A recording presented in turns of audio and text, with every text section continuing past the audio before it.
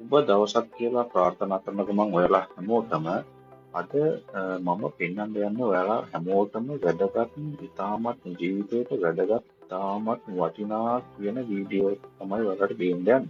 හරි බලන්න මම මේ මොකද්ද කරන්න කියලා අපි වැඩි කතා නැතුව පිළිම වීඩියෝ එකට යමු. මොකද්ද මේ පෙන්වන්නේ? ඔයාලා බලන්න මොකද්ද මේ වතුර එකක් පෙන්වන්නේ කියලා. මේ වතුර එක කියන්නේ මොකද්ද කියන එක හරියටම බලන්න මම මේ ටැප් එකෙන් වතුර එකක් පුරව ගන්නවා. ඔයාලා ටැප් එකෙන් වතුර එකක් බොන කෙනෙක් නම් අතරම ටැප් වතුර පානය කරන කෙනෙක් නම් මේ වීඩියෝ එක හැමෝම බලන්න.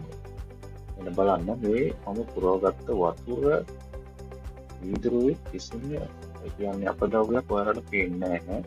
මේ වීඩියෝ එකේ තත්ත්වය මත ඔයාලා බලන්න හොඳටම මේ වතුර එකේ කිසිම අපද්‍රව්‍යයක් පේන්නේ නැහැ. මේ අපේ ගෙදරට කියන්නේ ජාතික ජල සම්පාදන මණ්ඩලයෙන් එන වතුර තමයි මම පෙන්වන්නේ. ඒක කිසිම ද්‍රව්‍යයක් හොඳටම හැට පේන්න කිසිම ද්‍රව්‍යයක් නැහැ. හරි. බලන්න දැන් මොකද්ද මම කරන්න යන්නේ? පිටිපස්සේ තමයි පේන්නේ මේ තියෙන්නේ මම ගෙදර ටැප් වතුරට අමතරව ගෙදරට හයි කරලා තියෙන ෆිල්ටර් එකක්. ටැප් වතුර මේ ෆිල්ටර් එක හරහා තමයි අපි බොන්න ගන්න. ඉතින් මේ ෆිල්ටර් එක දැන් මම මොකද්ද කරන්න කියලා බලන්න.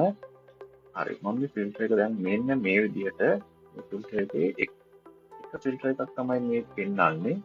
තවත් ඊට අමතරව ෆිල්ටර්ස් මේ ෆිල්ටර් එක ඇතුලේ තියෙනවා. මම මොකද්ද මේ ෆිල්ටර් එක කියලා ඔයාලට කියන්න යන්නේ නැහැ. නමුත් ඔයාලා මේ වීඩියෝ එක බලලා ඒකෙන් අදාළ දැනුම අරගෙන ඔයාලගේ ජීවිතයට යමක් කරගන්න කියන එක තමයි මම මෙතනින් ඔයාලට දෙන්නේ. මම මේ රියල් වීඩියෝ එක ඔයාලට දෙන්නේ මේ කිසිම වෙනස්කමක් කරලා නැහැ බලන්න. මේ ෆිල්ටර් එක ඇතුලේ මොකක්ද දැන් මේ වෙලා තියෙන්නේ කියලා.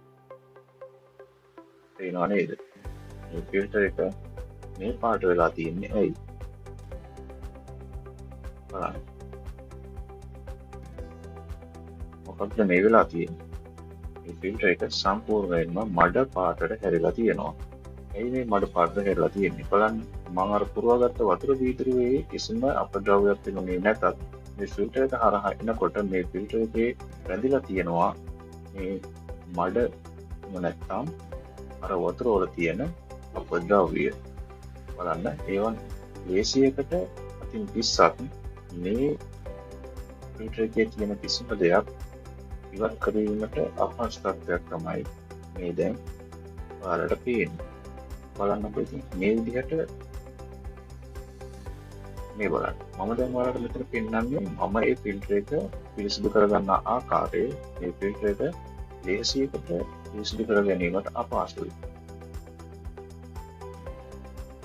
මම නැවතත් පාරේ මේ පාරේ හම්බෙන ජල කරාමයට මෙන්න ෆිල්ටර් එක අල්ලලා තමයි මේ විදිහට පිරිසිදු කර ගැනීම සිද්ධ කරන්නේ. ඉතින් බලන්න කොයිතරම් මඩ ප්‍රමාණයක් ඔබලගේ ඊමට ගන්නා ජලය තුළ නැත්නම් උපද්‍රව්‍ය ප්‍රමාණයක් වැඩිලා තියෙනවද?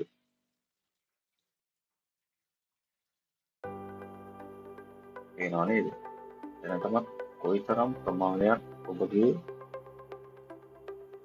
ආමාශය එහෙම නැත්නම් ඔබගේ ශරීරයට එක්කලා තියෙනවද කියලා. මේ තරම් ප්‍රමාණයකට මේ මම සතිය දෙකක පමණ කාලයකට පසුව පිරිසිදු කිරීමක් තමයි මම ඔයාලට පෙන්නන්නේ.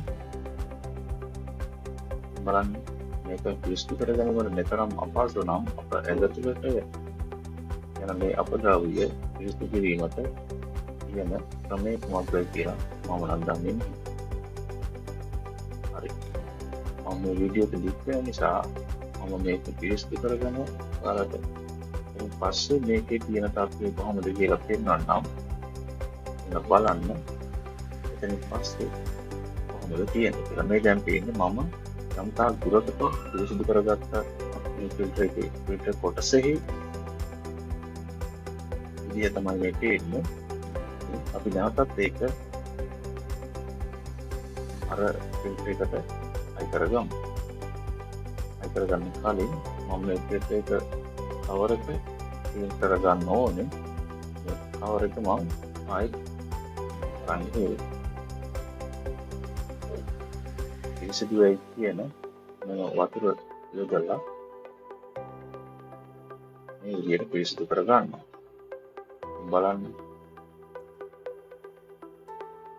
මේ වීඩියෝ එක බලලා ඔයත් ඇත්තටම ඔයාලගේ ජීවිතයට යමක් එක් කර ගැනීම තමයි මම පරමාර්ථය වෙන්නේ. එසේ නැත්නම් යම්කිසි බීමට ගන්නා ජලය පිරිසිදු කරන ෆිල්ටර් අලෙවි කිරීමක් හෝ ඒ ප්‍රමෝට් කිරීමක් මෙතනදී සිද්ධ කරන්නේ නැහැ. ඒ වගේම ජල සම්පාදන මණ්ඩලයෙන් අපි නිකුත් කරන ජලයට හෝ ජලයේ තියෙන ගුණාංගය මම මැනීමක් සිදු කරලා මෙතනදී ඔයාලට පෙන්වන්නේ නැහැ. නමුත් අපිට මේ වගේ දේවල් වලින් අපේ ජීවිතය රැක ගන්න පුළුවන් නම් ඒ අවබෝධය අරගෙන ඔයාලා ජීවිතේට දෙයක් ගනී කියන එක මත තමයි මම මේ වගේ දේවල් ඔයාලට මේ පෙන්වන්න කරන්නේ.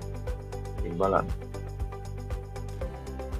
මම යම්කිසි ජලය පිළිබඳ විශේෂ ප්‍රශ්නයක්වත් එසේ නැත්නම් ජල මනින ඒ ක්‍රමවේද වලට අනුකූලවත් නෙවෙයි. නමුත් මට මම ඔබට පෙන්වන්නේ සැබෑ යථාර්ථය. ඒ තේරුම් ගැනීම ඔබගේ අභිමතය පරිසුදු කරන්න පුළුවන්.